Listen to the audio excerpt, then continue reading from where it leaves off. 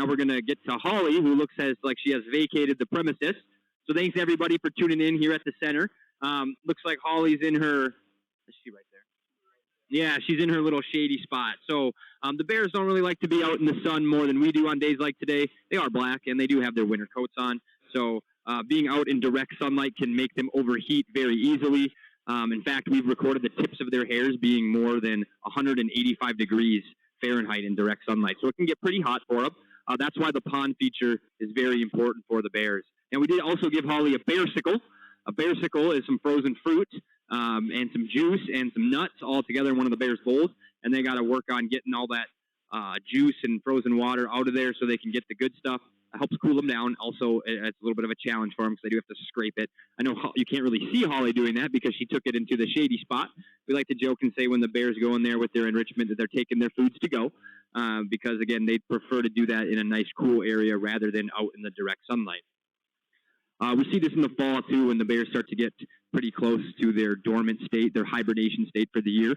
We do see them tend to take their food items or their bowls and their bags into the dens itself and eat it there rather than sit outside it. But it looks like Holly's just doing this purely to stay cool. She's now laying down and working on it, not that you can see because she's in that heavily vegetated area. This is pretty normal for this time of the year. Again, the Bears do still have their winter coats as well, so being out in the direct sunlight is not something that's particularly enjoyable for them at the moment. Our Bears will start shedding here soon. In fact, a few of them already have. Ted's usually the last one to start shedding. I don't think he has quite yet, but our other Bears have begun their sheds. We were starting to collect hair along the fence and in our pockets because it's fun to collect the bear hair. But right now, those wild bears are also probably starting their sheds as well. So 3 of our 4 bears are pretty similar in their shedding cycles to those wild populations here in the Minnesota area.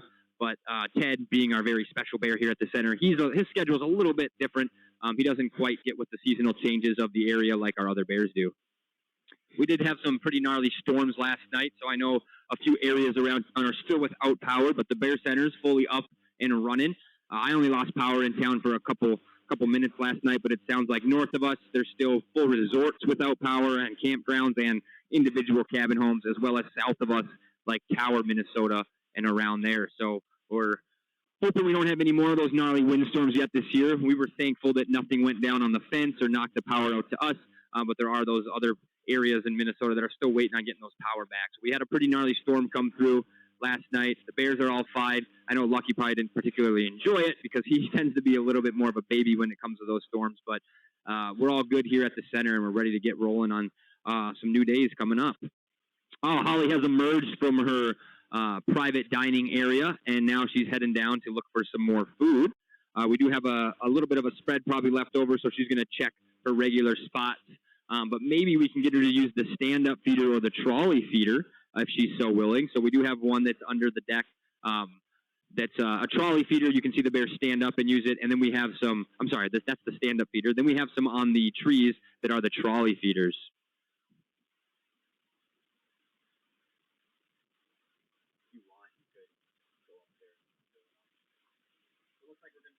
Looks like we're going to get the stand-up feeder going while Holly's hanging out down here with us.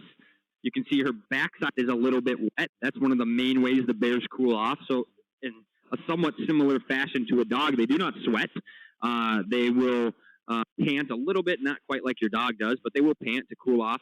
But a lot of their heat exchange and cooling off is done through their foot pads, just like other animals as well. So they don't do sweating like humans do. And so that means that water is a really key and important part of cooling them off. That's why we have the pond. That's why we have the waterfalls in the pond to keep the water constantly moving and churned up and nice and cool.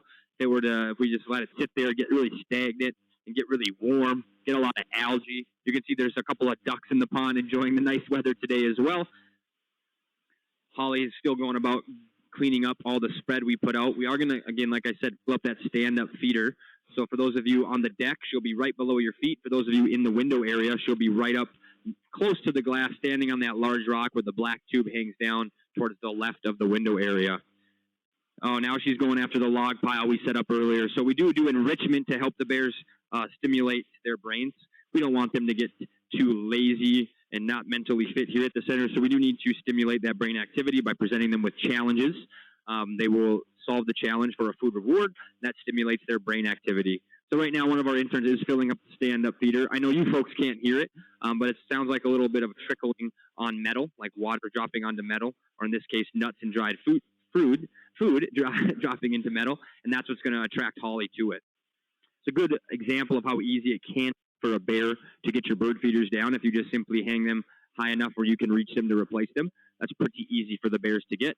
But if they have to climb, they are more than willing and adept at climbing to get a bird feeder. In fact, we do have a picture inside, I believe, of a person who's done a cable-to-cable tree for their bird feeders, which is relatively safe from the bears. But one particular bear did use just the cable and its claws to kind of do the Spider-Man crawl upside down along the cable to get the feeders down. So they are pretty intelligent, and going about solving problems to get their food item that they want is pretty easy for them. So even stuff like that is pretty hard to keep a bear out of. Electric fence is one of the best ways, but even that's not necessarily foolproof. If you have an electric fence like we do sometimes, like during storms like last night, branches will fall and ground it out, and then it's useless, and the bears will just walk right through it. So it's pretty tough to keep the bears out. That's why a lot of people in this area will not bird feed from about April to October, because that's when the bears are in their hibernation, or if we want to get scientific about it, we call it torpor, not hibernation. But while the bears are in their dormant state for the year, it's a good time to feed the birds. While they're active, it's a good time not to, because you want them in your backyard. So Holly's now found that there's no food on the ground, so she's going to do the stand-up feeder. So for those of you in the window area, you'll see that she's right up next to the glass, and now she's going to do the feeder. So Holly's actually our smallest bear. When she stands up, she's a pretty good representation of what a fully mature female looks like. You don't expect the females to get a whole lot bigger than Holly. Now, technically, she has some short, stubby arms and legs. She was stunted when she was up, so she's a little shorter than your average bear, but she is a good representation of what a fully mature female would look like if you were out in the wild and you ran into a fully mature female black bear. Our bears are also a little bigger on average than their wild counterparts. That's because they're captively cared for. The wild bears have, hard food use they have to go through. They have to compete with other animals for food, with other bears for food, with other bears for territory and home ranges. Lots of competition, lots of hardships. Instead of being able to hide in a nice concrete rock den during last night's storm, they have to weather the storm. So they got some easier lives here. For that reason, they do just end up getting a little bit bigger. They don't have those wild hardships. They never have a hard food year in their life, so they just end up getting a little bit big. That is a limiting factor out in the wild, the food supply. It is not a limiting factor here at the Bear Center. So you can see Holly cleaned all of that out, and now she's just going to sit there and ask for more, because that's what Holly likes to do. The bears will often prefer to do the easiest task for food over something that requires a little more energy. They're really good at cost-benefit analysis. So now it looks like we're going to feed that trolley, or fill that trolley feeder up. That's the tree feeder. So we're putting some food in that right now, and then we'll wheel it over to the tree on a tight line, and Holly can see that. It's just whether or not she actually feels like climbing. So there's two things here at the Bear Center that will determine whether or not she climbs most of the time. If another bear's around, they do not like to climb. So I can see there's not another bear around, so that bodes well for us. The other thing is the heat. Well, it is pretty hot today, so that doesn't bode well for us. But Holly's thinking about it. So right now she's smelling. She's trying to gauge how much food is up there. If she determines there's enough food up there to make it worth her climb, she'll climb. If she determines there's not quite enough food up there to make it worth her climb, then she won't. And the other reason that they don't do it with the other bears around is because it's kind of like a smash and grab job. Holly's not going to eat off the tray. She's going to fill up her mouth as much as she can and knock the rest of it down and then clean it all up. So if there's another bear around, that other bear gets to reap the benefits of Holly's hard work. So that's why they will usually not do it when another bear is around. Now, since she does have the area right now in the viewing area windows and the observation deck to herself, there's a good chance she'll climb first. So notice how she's walking around the tree. She's picking up the ones that fell off. She's still gauging her surroundings to make sure there's no other bears around. Keeps looking off behind me because that's most likely where another bear would come from. She has a pretty good gauge of what's behind her because there's less enclosure that way. She's still thinking about it. She's looking up there. Now, Holly's also known to halfway go up and kind of tease us with stuff like that. So now it looks like she was not willing to climb for us. That's probably more to do with, again, the heat of the day rather than the amount of food. It's a hot day. Bears don't like doing a lot of strenuous activity on days like today.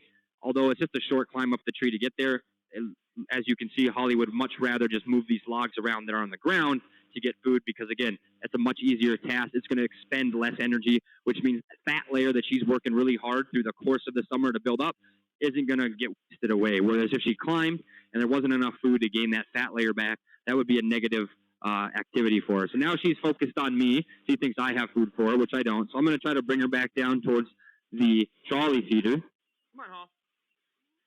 Holly Bear. Holly. Come on. Good bear. So again, Holly's still going around looking for that. Oh, you're so scary. So Holly is looking for the easy food, not the hard food. And now it looks like she's done looking for that food. What was the question? No, she doesn't like me.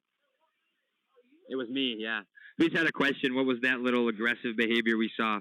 That's mine and Holly's relationship, unfortunately. She's not my biggest fan.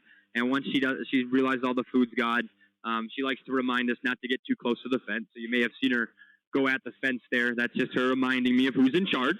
We're not in charge here at the Bear Center. The bears are, and that's Holly, our matriarch. In the bear world, the females do run the show. Even though they're half the size of the males at full grown, they still are dominant. So we regularly see Holly here beat up the rest of our bears, kind of whip them into shape because she is in charge. This whole thing is hers, even though she's our smallest bear. She is our oldest female, and again, that's how it works in the bear world. The females are in charge. So we regularly see her boss Lucky around, and Tasha, our other female. Ted doesn't really care about the other bears, but she'll put him in his place if she needs to as well.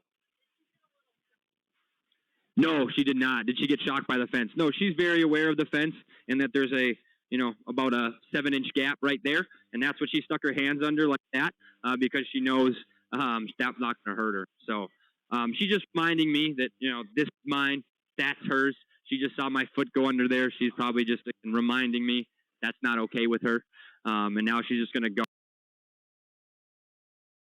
guard me because she wants to make sure I'm not going to.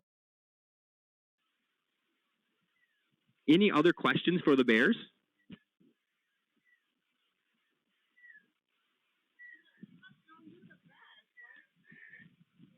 Why would she do that? That's a good question. Why does Holly get aggressive with me? We're not 100% sure. Head bear keeper Sharon has theorized that maybe someone in her past had a beard, as do I, and she makes the connection now. Anybody with a beard is bad news. That could be it. Also, my first day here, she kind of she tricked me, and I think ever since she's just like, you're my plaything now, not my staff member or anything like that. She's just fond of making me stay on my toes and making sure she knows where I'm at all times. She's known to kind of do that little bluff charge that you saw at me to the fence, but that's not necessarily specific to me. Anytime we have anything going on around the enclosure, Holly's the first bear to go make sure everything's ship-shape, and if someone's going to bluff charge the fence, it's going to be her, whether I'm on the other side of it or not. She tends to just make sure not only the other bears are in line, but again, she likes to keep the other staff in line as well. So now you can see she's heading over towards that trolley feeder. That's because insurance just pulled it back in and put some more food in it. So now she's interested in what's going on there. Now there might be enough food to convince her to climb. So if you're still in the viewing area, windows are on the deck, be sure to watch. It looks like she is patiently waiting till that gets over there, and she's going to hopefully climb for us.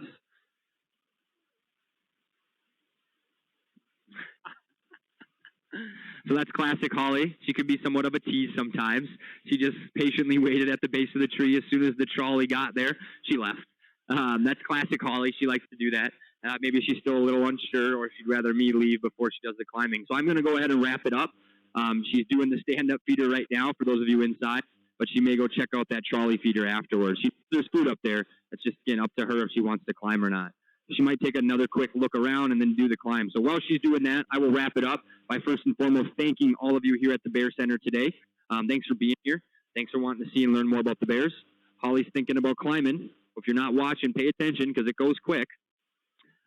With that, I'm going to wrap up by saying, if you haven't heard about the Wolf Center at the other end of town, I highly recommend you go check it out, and the other museums we have here in Ely, like the Dorothy Moulter Museum and the Ely History Museum.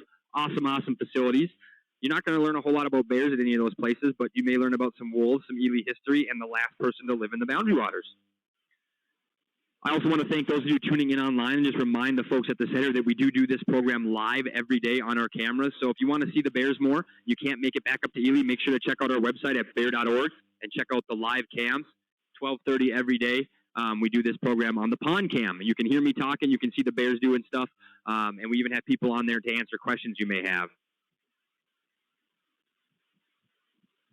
I'm just keeping an extra eye on Holly as she's eyeing me up as well. I'll maybe try to walk her back down this way, which it looks like she'll follow. All righty, well, with that, I am going to wrap it up. Holly seems more fixated on me than she is the food. So, again, thanks, everybody, for coming out. We'll be back live at 12:30. Thanks, Annie, our intern interview today. Annie did a great job. We'll be continuing those intern interviews as we go forward. And we just hope everyone has a great and wonderful rest of their day, and we'll see you tomorrow at 12:30. My name is Spencer, and I am signing off. Until tomorrow.